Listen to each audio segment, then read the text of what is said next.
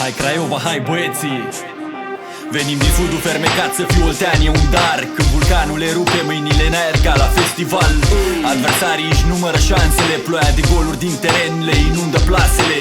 Cu știința are mești ca să le spradă hoților, dar ce trăiești pe stadion de povesti nepoților. De la Tunaru Oblemenco la Iliuță cel rebel, de la Grande la Mitriță, iubirea noastră a rămas la fel de intensă. Iubim cu patimă și dor, de la Florența la Bordeaux, pe buzele tuturor. Vibrăm la unison și vă acaparăm zona. Salcâmii înnebunesc din Bănie la Lisabona.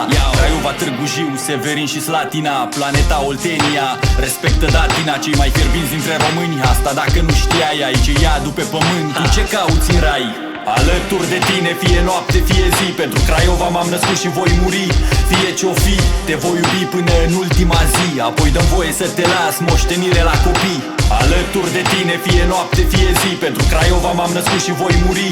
Fie ce-o fi, te voi iubi până în ultima zi. Apoi dăm voie să te las moștenire la copii. Arena-i plină de lei, domozină strigătare, lung negrilă, Ungureanu, cea mai bună apărare. Capitanul Ștefănescu, ministrul apărării, și cu Nae Tilihoi, maxima sunteți voi. Mingea-i la Peledono, se pasează în dreapta la Chiose. Beldeanu vede joc, urmează atacuri nemiloase. Bală-și preia controlul, pictează istoria. În alb-albastru pe suflet și-a tatuat Oltenia. Rodion Cămătaru sare la cap, e colosal. Fundaș și cad la pământ, Sorin Cârțu, letal. Extrema Zoli Crișan interpretează magistral. De 40 de ani încoace tremură bara pe central. Du-te și dă la lume de veste. Vine din sudul țării cea mai frumoasă poveste. Ectro când scrie operează pe cord. Olteanu s-a întors să vindece tot. Alături de tine, fie noapte, fie zi. Pentru Craiova m-am născut și voi muri. Fie ce-o fi, te voi iubi până în ultima zi. Apoi dăm voie să te las moștenire la copii.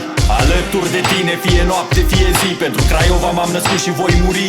Fie ce-o fi, te voi iubi până în ultima zi. Apoi dăm voie să te las moștenire la copii. Ale!